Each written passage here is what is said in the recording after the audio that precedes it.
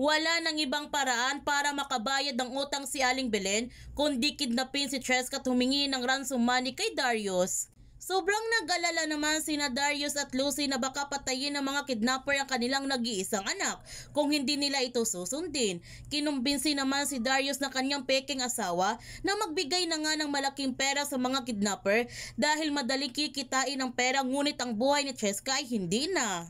Gayunpaman, may hinala si Joyce na magkasabot sina Farah at ang mga kidnapper dahil sa kakaibang kinikilos nito.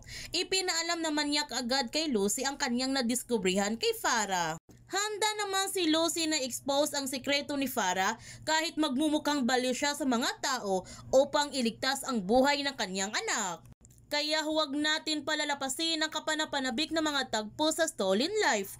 Kung bago ka pa channel ko, don't forget to like, subscribe, ang click notification bell para palagi kang updated sa mga videos in-upload ko. Thank you for watching and God bless to everyone!